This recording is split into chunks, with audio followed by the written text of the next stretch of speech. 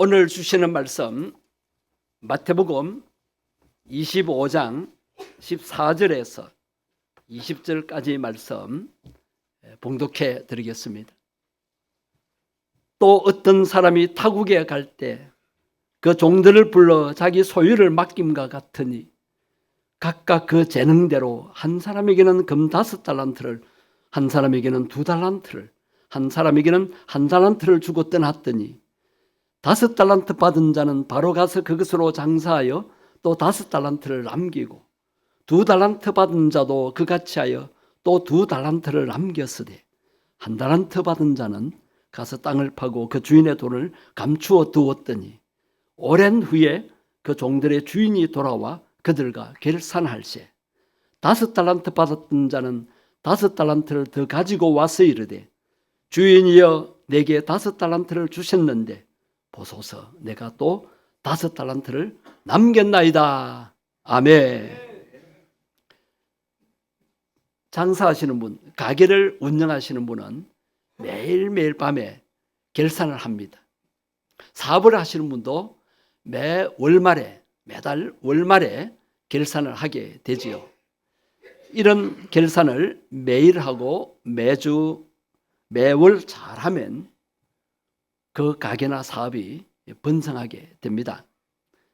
그러나 그냥 수입이 들어오는 대로 대책 없이 써버리고 또 결산도 안 하고 하루 이틀 지나고 또 한 주, 2주, 한 달, 2달이 지나면 그 사업은 결국 파산하게 되고 빚만 남게 됩니다. 그렇기 때문에 우리가 매일같이 결산하고 매월, 매년 결산을 하게 됩니다. 한 달에 월말에 결산이 있고 한 해에 연말 결산이 있듯이 우리 인생의 결산도 있습니다. 세상에 종말이 있듯이 내 인생에 종말도 있는 것입니다. 전도서 3장 1절 2절을 통해서 한번 확인해 보시겠습니다. 자, 앞에 부분을 제가 하면 뒤에 부분은 여러분이 하십시오. 범사에 천하만사가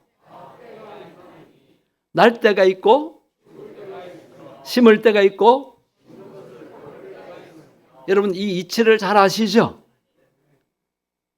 여러분 시작이 있으면 반드시 끝이 있습니다. 생이 시작되는 시간이 있었으니 생을 마감하는 시간도 있다는 것을 우리가 기억하고 살아야 합니다. 열차가 출발점이 있는가 하면 반드시 종착역이 있게 되지요. 인생의 총결산을 해야 하는 마지막 날, 그날도 우리를 기다리고 있습니다. 마지막 날 주 앞에서 인생의 마지막 결산, 영적인 결산도 반드시 해야 합니다. 히브리서 4장 13절 말씀이 아주 제게 심각하게 다가왔습니다. 지으신 것이 하나도 그 앞에 나타나지 않음이 없고 우리의 결산을 받을 시의 눈앞에, 우리의 결산을 받을 시의 눈앞에 만물이 벌거벗은 것 같이 드러나나니.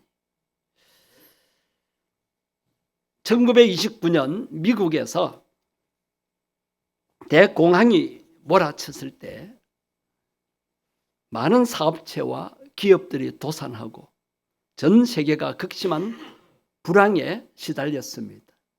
그런데 한 극장만은 성황을 이루었습니다. 그 이유는 극장 앞에 써붙여 놓은 프랭카드 때문이었습니다. 무료 입장. 할 일 없는 실업자들이 앞을 다투어 즐겁게 그 극장으로 다 몰려갔고 즐겁게 연극을 관람했습니다. 연극이 끝난 후에 이제 나가려고 하는데 문 앞에 덩치 큰 사내가 출구를 막고 돈을 거두고 있었습니다. 사람들이 항의했습니다. 아니 무료 입장이라고 하지 않았냐고. 그럴 때 그 덩치 큰 사내가 이렇게 말했습니다. 예, 물론 입장은 무료였습니다. 그런데 제가 지금 받고 있는 것은 퇴장 요금입니다. 우리가 이 땅에 올 때는 모두가 무료로 입장을 했습니다. 그러나 퇴장할 때는 무료가 아닙니다. 누구든지 하나님 앞에서 한 번은 반드시 결산을 해야 하는 것입니다. 즉 인생 퇴장료를 지불해야 합니다. 준비가 되어 있지 않았다고 유보할 수가 없고 원치 않는다고 피할 수도 없는 것입니다. 인생에는 반드시 결산할 때가 있습니다. 히브리서 9장 27절을 여러분 잘 아십니다. 한 번 죽는 것은 사람에게 정한 것이요 그 후에는 무엇이 있으리라? 심판이 있으리라. 결산이라는 것은 하나님께서 허락하신 인생을 어떻게 살았으며 해마다 어떻게 살고 있는가 하는 것을 하나님 앞에서 점검해 보는 시간입니다. 이제 2024년도가 지나고 있습니다. 우리는 저무는 해를 바라보면서 우리의 한 해를 하나님 앞에서 결산해 보아야 합니다. 한 해 한 해 결산을 잘해야 인생 마지막에 가서 총결산을 잘할 수가 있게 될 것입니다.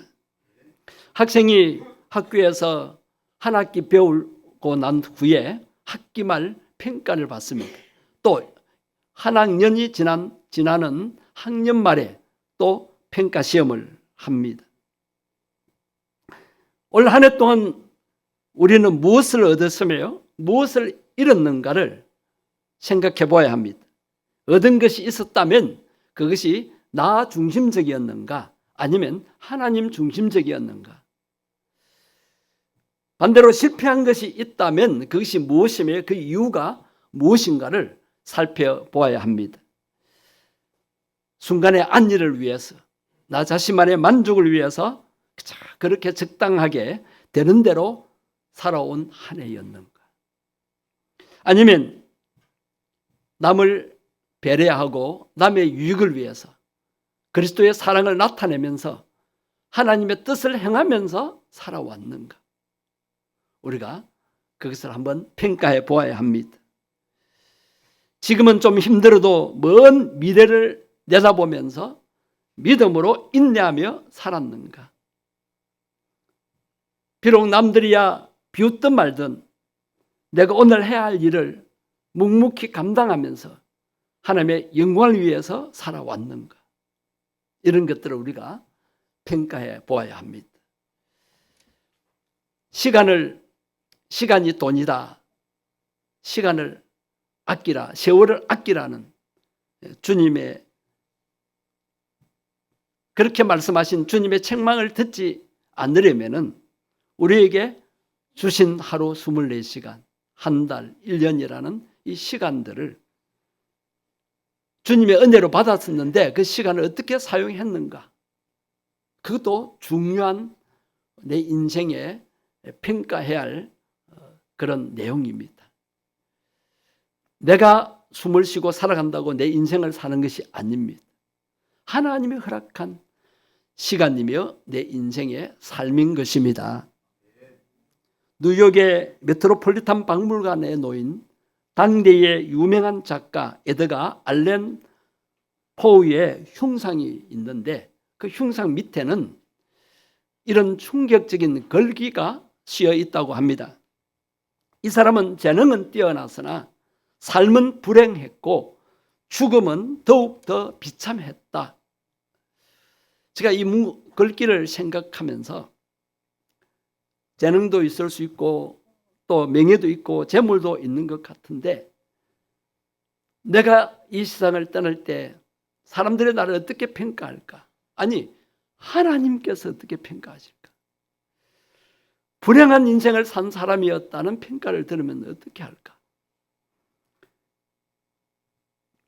더욱이 죽음과 종말은 더욱더 비참한 사람이었다는 말을 들으면 어떻게 할까?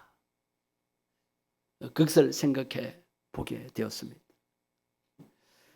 오늘 본문의 말씀은 달란트 비유입니다. 여러분이 잘 아는 말씀인데 결산의 날이 있음을 우리에게 깨닫게 해줍니다. 분명한 사실은 누구나 한 번은 예외 없이 인생을 결산한 날을 맞이해야만 한다는 것입니다. 우리 인생들이 주님으로부터 받은 이 삶을 이 삶의 내용을, 내 인생을 어떻게 사용하고 또 하나님과 이웃을 섬겨서 결산에 임해야 하는지를 우리에게 잘 가르쳐주는 말씀이라고 할 수가 있습니다. 이 비유 말씀이 오늘 본문 마태복음 25장 14절부터 시작되는데 그 바로 앞절 13절에 어떤 말씀이 있습니까? 깨어 있으라. 깨어 있으라는 말씀에 대한 비유의 말씀을 예수님이 덧붙이신 겁니다.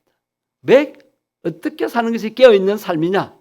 그것을 가르쳐 주시기 위해서 이 말씀을 하신 것입니다.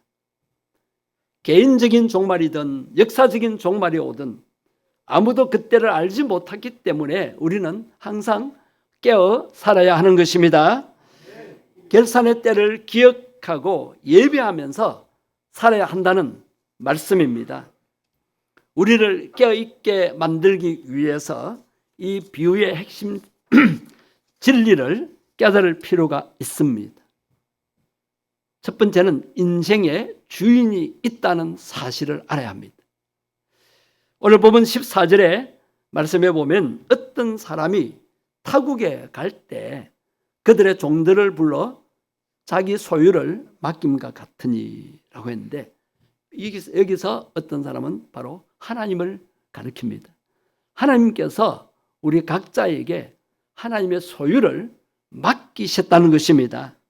19절의 말씀에 보면 오랜 후에 그 종들의 주인이 돌아와 그들과 뭐 할세? 결산할 세. 주인이 돌아와서 결산하신다는 거예요. 그렇기 때문에 우리에게 주인이 있다는 사실을 부인할 수가 없는 것입니다. 여러분은 누구를, 무엇을 주인으로 모시고 살아왔습니까? 세상에 많은 사람들, 하나님을 예배하지 않고 하나님을 섬기지 않고 하나님을 떠나 사는 사람들은 무엇을 주인으로 섬기고 있습니까? 하나님을 섬기지 않으면 마귀를 섬길 수밖에 없습니다. 자신들은 모르게 모두가 다 귀신을 섬기고 있습니다. 귀신을 두려워합니다. 귀신이 벌 줄까 봐. 그래서 복 달라고 귀신에게 빕니다. 우상에게 절하고 비는데 그 우상 뒤에 악한 영, 귀신이 역사하는 것입니다. 그 사실을 모르고 잘 되기만을 빕니다. 그것을 보면 그들은 마귀와 귀신을 주인으로 섬기고 두려워하고 또 귀신이 돈 벌게 해준다고 돈만, 재물만을 섬기려고 합니다. 재물만을 주인으로 섬깁니다. 돈 없이는 못 살아. 하나님보다 재물을 더 귀히 여깁니다. 많은 사람들이 이렇게 우상의 종로로 또 마귀가 미혹해서 짓는 죄의 종노릇을 하고 있습니다. 자기는 자유를 누리며 산다고 하지만 얽매여 삽니다. 자기는 만족한다고 하지만 하나님의 뜻과는 정반대들은 허무한 인생을 살고 있는 것입니다. 그리고는 내가 주인이야, 내가 최고야, 돈이 최고야. 그렇게 생각하며 사니까 내 마음대로 사는 것입니다. 내 마음대로. 나의 모든 것이 나의 모든 것이 주님의 것이라는 이 사실을 인정하는 우리 성도들은 우리에게 주신, 그래서 내가 가진 모든 것을 그분의 뜻대로 사용할 수가 있게 되는 것입니다. 그러나 세상 사람들은 그렇지 않습니다. 그러나 하나님의 백성들은 주인이 내가 아니기 때문에, 주인이 맡긴 것이기 때문에 주인의 뜻대로 사용하려고 하는 것입니다. 또 한 가지는 우리는 내 것을 사용하는 것이 아니라 하나님이 맡겨주신 것을 사용하는 것이라는 이 사실을 깨달아야 합니다. 나의 소유가 아니라 주님의 것이라는 거예요. 세상을 떠날 때 다 놔두고 갑니다. 오늘 보면 14절을 다시 한번 보시겠습니다. 또 어떤 사람이 타국에 갈 때 그 종들을 불러 자기 소유를 어떻게 한다고요? 맡기셨대요. 주님이 우리에게 맡기셨습니다. 우리 청직입니다. 15절 말씀을 또 보시겠습니다. 각각 그 재능대로 한 사람에게는 몇 달란트? 또 한 사람에게는 똑같이 분배하지 않으셨습니다. 똑같이 맡기지 아니하시고 그 사람의 재능대로, 그 사람의 역량대로, 그 사람의 열심대로 하나님이 다르게 맡기셨습니다. 내가 가지고 있는 모든 것은 주님께서 종들에게 달란트를 맡긴 것과 같이 나에게 맡기셨다는 이 믿음을 가지고 우리가 살아가야 합니다. 이때 왜 나에게는 한 달란트밖에 안 주는가? 그래서 이 한 달란트 받은 사람은 그것을 사용하지 않았어요. 여러분, 저도 처음에 이 달란트에 대해서 잘 모르고 달란트 왜 한 달란트밖에 안 줬을까? 우리나라 돈으로 10,000원, 100,000원 정도 생각했어요. 많으면 100만 원. 근데 다른 사람은 5배, 2배를 주는가? 그렇게 생각했는데 이 달란트가 금화입니다. 금 한 달란트는 굉장한 겁니다. 지난번 전시할 때 성경 유물 전시할 때 가서 한 달란트를 들어봤어요. 엄청 무거워요. 들기가 힘들었어요. 시대마다 이 무게가 좀 다르지만 평균적으로 한 달란트는 금 34kg입니다. 쌀 20kg도 들기 힘들어요. 30kg 들기 힘들어요. 금 34kg. 우리나라 돈으로 환산하면 얼마일까요? 지금 금값이 엄청 올랐는데 뭐 2배 올랐다고 하는데 오르기 전에 20억이었습니다. 놀라지도 않네요. 한 달란트가 20억, 요새로 말하면 40억입니다.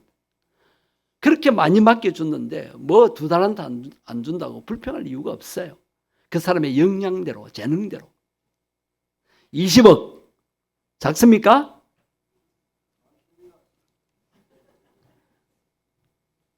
하나님께서는 우리에게 각각 재능대로 다르게 맡겨주셨습니다. 사람마다 받은 달란트가 다 다릅니다. 그렇기 때문에 다른 사람의 달란트와 비교해서는 안 됩니다.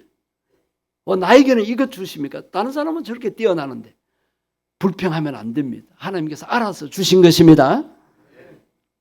우리는 단지 나에게 주신 것을 어떻게 하나님의 영광을 위하여 사용할 수 있을까? 거기에 신경을 써야 하는 것입니다. 남이 가진 것 부러워해서는 안 되고 나에게 있는 것 감사하면서 하나님의 뜻대로 살려고 애쓰면 됩니다. 자, 마지막으로 결과를 한번 보십시오. 주인이 돌아와서 결산을 했는데 한 달란트 받은 그 종은 어떤 생각인지 그것을 사용하지 않고 땅속에 묻어두었어요. 혹시 이거 사용하다가 잘못 사용하면 주인한테 책망받지 않을까 그런 염려를 했는지 그냥 땅속에 묻어두었다가 주인 오니까 그냥 내어드렸어요. 그러나 2달란트, 5달란트 받은 사람들은 열심히 사용을 하고 활용을 해서 2배씩 각각 남겼습니다. 그 주인이 돈 장사하라고 남겨준 것이 아닙니다. 돈을 남긴 것이 아닙니다. 그것을 사용을 했느냐 안 했느냐 그게 중요한 거예요. 자, 사용을 잘한 그것을 활용을 잘해서 이제 그 2 사람은 칭찬을 받았습니다. 자, 어떤 평가를 주님이 내리셨습니까? 충성된 종이라고 했어요. 그럼 반대로 남기지 못한 사람은 게으른 종이라고 했습니다. 그 앞에 수식어가 붙습니다. 착하고 충성된 종아. 그 다음에 게으른 종은 악하고 게으른 종. 여러분, 하나님이 우리에게 각자의 달란트를 주셨습니다. 재능을 주셨습니다. 역량을 주셨어요. 어떤 사람은 지혜가 뛰어나고 어떤 사람은 부지런하고 어떤 사람은 이것을 잘하고 저것을 잘하고 하나님이 각자에게 다 주셨어요. 나는 달란트가 없어 그런 사람은 아무도 없어요. 여러분 다 보면 다 열심히 살아요. 그러나 그것을 누구를 위해서 그것을 남겼느냐는 것입니다. 오늘 이 비유 말씀을 통해서 우리가 깨닫는 것은 우리에게 주신 이 은혜를 그냥 내버려 두면 안 됩니다. 여러분 구원 받았지요? 축복 받으셨지요? 건강의 복, 평안의 복, 가정 행복의 복, 자손의 복, 그렇죠? 인생을 보람있고 의미있고 가치있게 살 수 있는 이 복을 받았습니다. 이것을 내버려 두면 안 돼요. 이것을 나 혼자만 누리면 안 돼요. 땅에 묻은 어리석은 이 종은 구원의 은혜는 받았지만 혼자만 신앙생활에 만족하는 사람과 같다고 할 수 있습니다. 우리는 살아계신 하나님을 내가 체험했기 때문에 그 하나님을 세상 사람들에게 나타내며 살아야 합니다. 그리고 날 구원하신 예수님을 자랑해야 합니다. 그리고 우리가 하나님의 자녀로서 특권을 누리는 것 중에 중요한 것이 기도해서 응답받는 것이잖아요. 기도해서 응답받은 간증을 해야 합니다. 그래야 하나님이 살아계시고 예수님이 살아계시구나 하는 것을 세상 사람들이 알 수가 있는 것입니다. 우리는 불교 믿는 사람이나 유교 믿는 사람처럼 나 혼자만 만족하고 나 혼자만 복받고 조용히 살다가 가는 그런 신앙생활, 종교생활을 하는 사람이 결코 아닙니다. 우리는 내가 믿는 하나님을 나타내야 합니다. 그리고 하는 말씀대로 하나님을 사랑하고 이웃을 사랑하는 모습을 나타내야 합니다. 그것이 전도와 선교로 나타내져야 합니다. 예수 그리스도께로부터 받은 은혜를 우리가 증거해야 합니다. 가만히 생각해 보십시오. 한 달란트 그대로 남긴 종은 주인의 것을 사기친 악질은 아니었습니다. 그도 착한 사람이었습니다. 그러나 주인에 대해서 주인이 맡긴 그 사명을 전혀 몰랐어요.